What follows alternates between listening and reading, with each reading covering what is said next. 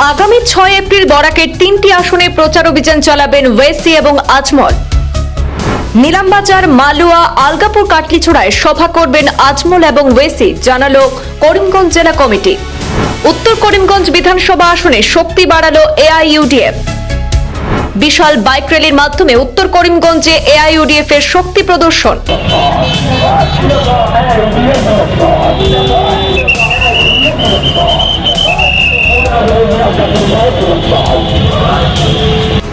উত্তর করিমগঞ্জ আসনে কংগ্রেস কোনো ফ্যাক্টর নয়, আমার জয় নিশ্চিত, দাবি ইউডিএফ প্রার্থী ওসামা মবরুরের। বিশাল সমর্থকদের নিয়ে শহরের নজরকাড়া বাইক র্যালি ইউডিএফ নেতৃত্বের।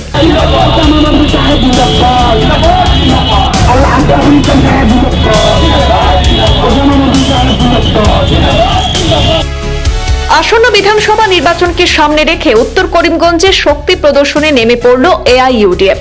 আজ সোমবার জেলার দলীয় কার্যালয়ের সম্মুখ থেকে এক বিশাল বাইক র্যালির আয়োজন করা হয়। এদিনের র্যালিতে প্রায় 400-র বেশি বাইক এবং শতাধিক ছোট গাড়ি অংশগ্রহণ করে।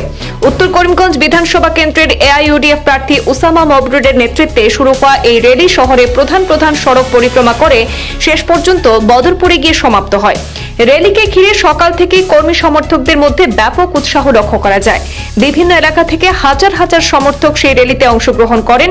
ইউডিএফ এর এই শক্তি প্রদর্শনে উপস্থিত ছিলেন জেলা সভাপতি সাব্বির আহমেদ সহ জেলা কমিটির একাধিক শীর্ষ নেতা এবং পদাধিকারীরা। সাংবাদিকদের মুখোমুখি হয়ে এআইইউডিএফ এর কর্মকর্তারা জানিয়েছেন, বরাক উপত্যকার নির্বাচনী প্রচারে আগামী 6 এপ্রিল এআইইউডিএফ এর প্রার্থীর হয়ে নির্বাচনী প্রচারে বরাক উপত্যকায় আসছেন সাংসদ এআইএমআইএম এর সভাপতি আসাদউদ্দিন ওয়েসি এবং ইউডিএফ সুপ্রিমো মাওলানা বদরউদ্দিন আজমল।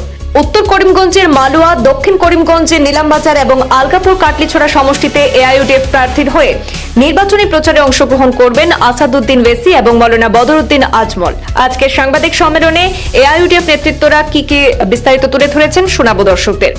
আগামী 6 এপ্রিল বরাক সফরে আসবেন মাওলানা বদরউদ্দিন আজমল সাহেব এবং হায়দ্রাবাদের সাংসদ প্রেসিডেন্ট আসাদউদ্দিন ওয়েসি সাহেব আসবেন হেলিকপ্টার দিয়ে। আমরা বরাকে 3টা প্রোগ্রাম করব।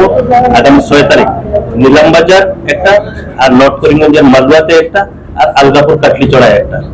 আমাদের জুনেল অফিস উদ্বোধনী আজকে আমাদের প্রথমে আমাদের জেলা অফিস থেকে আমাদের একটা র্যালি বাইরেছে, সেটা করিমগঞ্জ শহর থেকে বাইরের সমস্ত শহরে বাইপাস কানিসাইল হয়ে আমরা বদরপুর থেকে বাংলাতে এসে এটা শেষ।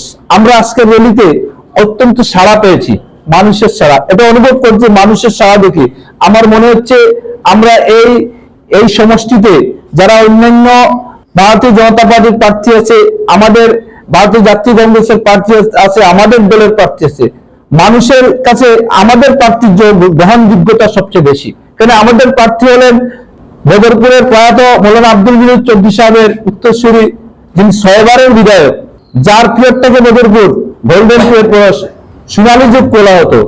উনি একসময় রাজনীতি করে হিন্দু মুসলমান বৌদ্ধ সবকে এক করে রাজনীতি করেছেন।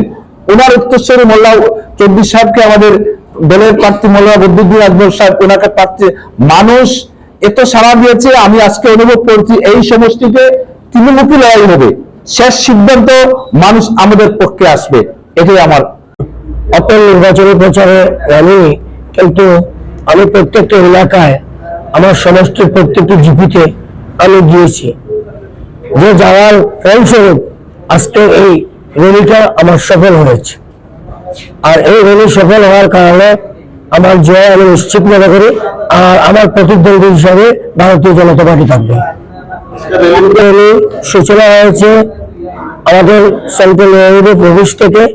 আমরা এয়ারপোর্ট অফিস থেকে এখান থেকে পনেরোঘর পর্যন্ত গিয়েছি। পনেরোঘর থেকে আমরা কালিশাইল হয়ে বাইপাসে একাগাড়ি হয়ে আমরা আবার সোজা বদরপুর গিয়েছি। বদরপুরে সেখানে আমার বাড়িতে গিয়ে র্যালির সমাপ্তি ঘটে। আজকের যে র্যালি এবং এতগুলো যে আমার মানুষের সাথে সাক্ষাৎ, সেই সাক্ষাৎকার আজকে র্যালির দ্বারা প্রমাণ করতেছে যে আমার কাছে কংগ্রেস কোনো ফ্যাক্টর নয়। উত্তর করিমগঞ্জের ভোটারদের উদ্দেশ্যে আমি এইটুকু বলতে চাই যে আমি আমার বাবা 6 বারের বিধায়ক বিভিন্ন সময় আগে বদরপুর সমষ্টিতে ছিলেন এবং ওনার পুত্র হিসাবে আমি মাঠে নেমেছি। আমি আকুল আবেদন করব ওনারা আমাকে সাহায্য সহযোগিতা করে আমার বুথ প্রচার করে আমাকে ভোটের বৈতরণীটা পার করিয়ে দিয়ে আমাকে বিপুল ভোটে জয়লাভ করিয়ে দেন।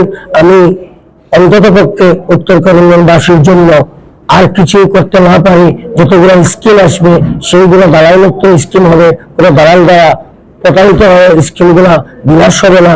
এবং আমি কথা দিচ্ছি, আল্লাহ আমি যদি অসম বিধানসভায় আপনারা পাঠান তো অসম বিধানসভায় আমি সড়ক ভূমিকা পালন করব, আমি পিছনের সিটে বসে থাকবো না।